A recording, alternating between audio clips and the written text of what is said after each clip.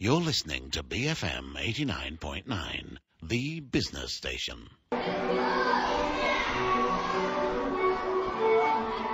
BFM 89.9, I'm Shifa Situ and this is I Love KL.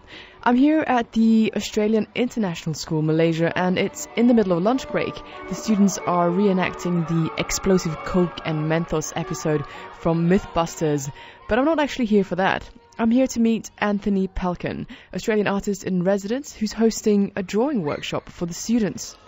Now, Anthony, who lives on a drought-ridden farm in rural Victoria, he's in Malaysia on an artist residency that's funded by the Australian High Commission.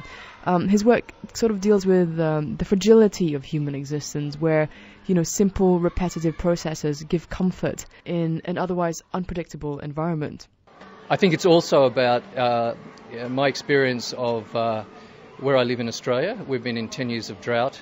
At the same time, I went through a major illness and recovery. So more and more I'm aware how in periods where major parameters to living drop off, you revert to structures and order, processes of ordering, even if it's domestic order, sweeping the floor every morning, to kind of cope. And they're very powerful and very useful. So there's something about reverting to that that's very reassuring, because everything else can be falling down, but you can still do it. I also speak to Alana Miller-Foote, who's one of the students who took part in Anthony's workshop. My name's Alana Miller-Foote and I'm 16 years old. I'm in Year 11 at the Australian International School, Malaysia. And what exactly do you see as like the whole purpose of arts for you? I mean, what does it give you? I like it because it's sort of a visual expression of whatever, and I think that that's really special because it's hard to sometimes express, like whether it's someone's feelings or an issue with the world, and I think it's just a really interesting way of expressing that. So it's almost therapeutic to you? Yeah, in some ways. Now back to Anthony Pelchen, who's coming to the end of his 3-month residency at Rimbundahan. Now, just to get started, obviously radio, we can't see your work, but how would you describe it? My work over time is quite mixed and across mediums of essentially drawing and painting and installation, and includes video. So, I move between the two, all those extremes, depending on the timing and where I'm at and what I need to use. Here, I've been drawing, a repetitive drawing process in charcoal, and now I've moved on to work that I'm forming for an installation in Malacca. So what is it about this process of repetition and like minute changes, I guess, that occur between the copies? I mean, what is it that fascinates you about that? I think there's something about repetition.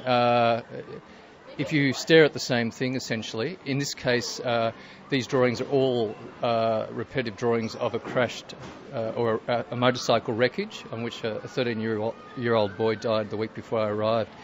So just out the front of the residency at Rimbundahan on the busy Kwang Road.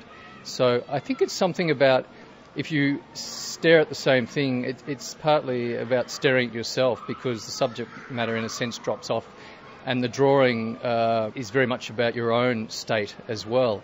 That's part of it, but also I think at the moment more and more we're very split in our attention to things, and we tend to multitask all the time. So there's something about the hands-on nature of drawing and repetitively drawing the same thing, and particularly in the case of this scooter that I realised the boy died on, it's almost like a devotional work and a tribute to him, even though I didn't know him and I don't know his name. I mean, it's almost like, with children as well, how they love to hear the same story again and again. Yeah. In a way, it's comfort, but it's also almost like, it sounds to me a little bit like a mantra. You say it again and again and again.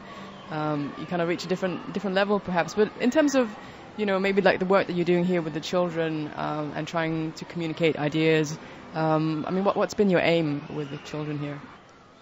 Probably above all is just to disrupt what they would normally do. And what they would normally do often is about being very precise and very clean and not making mistakes. Some children more than others. So we've used charcoal, and we've made a series of 3 drawings each by looking at the person opposite us, just head and shoulders. All right, so I know you took part in the workshops this morning. What exactly was produced at the end of it?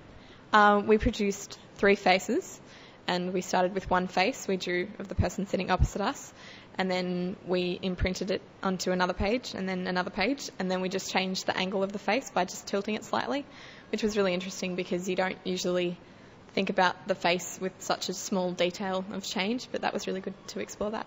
Sounds a little bit like Chinese whispers, but in drawing, right? Yeah, I guess, yeah. And I've encouraged them or forced them almost to rub out the initial drawing, but it leaves a trace, and then to rework it again. So are they uncomfortable about rubbing out the first drawing? Is it hard for them? They've all been great and they've done it, but I'm sure initially it's like, get lost because, initially we all lapse into being very precious. But with art making, usually the most exciting things happen when you break through that preciousness and get reckless. And charcoal has a lot of potential to leave a trace, and it's more interesting. It's ultimately a more interesting drawing. In the classroom, the students appear hesitant at first, unwilling to let loose and embrace Anthony's free-flowing, more accidental technique. But as the drawings start to take shape, things seem to fall into place. It was really great. He really got us to sort of let loose and just go with what came to us instead of trying to perfect everything. And I thought it really, got us to let loose, because I think some people are very constricting in what they do, and it has to be perfect. And so that was really good. And what about pursuing art as a career? Is that something that you would consider? I would love to continue it in some aspect. I don't think if I'd focus on it as a university or something, but I would love to continue it, whether as a hobby or just in general. But do you think it's really hard to, let's say, if you wanted to be an artist, would it be hard to get a job? Are there those kinds of concerns, especially from parents? Well, I think there would be, especially those who are pushing their kids away from art. But if you have a real talent and you want to pursue it, I think you can do it if you believe in yourself enough. In terms of art education, I know in Malaysia in general, a lot of parents would not encourage their children to pursue the arts. They see it as not a viable career, and maybe it's okay for a hobby, but that's about it. What's your response to that? Is it possible to survive as an artist? I can understand parents' concern, and it is tricky ultimately to be an artist, but then there are artists. The notion of an artist is very broad, and there are artists who are very commercial and make a lot of money, and there are artists who are very non-commercial. But you should never undertake being an artist as a money-based career option. It's totally the wrong motive, because essentially it's about filtering something extra out of living, something that appears in the cracks, as I see it anyway, and it's not where the money is. But I guess if you have that calling, you don't have much of a choice, do you? Well, I don't think you do in the end. I first studied economics and accounting, and then it was like a very bad performance trying to be a chartered accountant for 3 years with a major international company in Melbourne. And after 3 years, I bailed out. And I would have been wretched, and it would have, and I couldn't. It was so wrong for me that it was a bad performance, and then I bailed out. And 10 years after that study, I studied fine art. You mentioned that your work with the motorcycle accidents and with bullet shells. What's the attraction with these violent imagery for you? It's not about violence at all. It's about vulnerability, and for whatever reason, that's always probably been what's driven my work. That fine line between essentially being strong and being weak. And the contradictions in states and how you can flip from one to the other.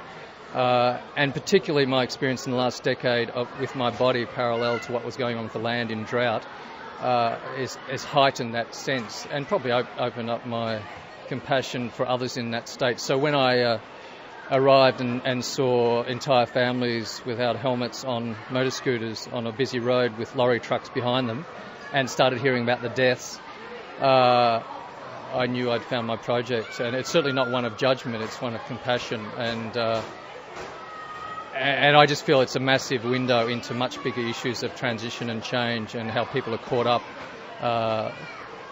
in that economically and in other ways. That was Anthony Pelchen, artist in residence at Rimbundahan. You can catch his meditation on a motorcycle crash at the upcoming Malacca Arts and Performance Festival that's happening from the 26th to the 28th of November. For more information on that festival, do check out the website www.malaccafestival.com. I'm Shifa Situ, and this is BFM 89.9. BFM 89.9, the business station.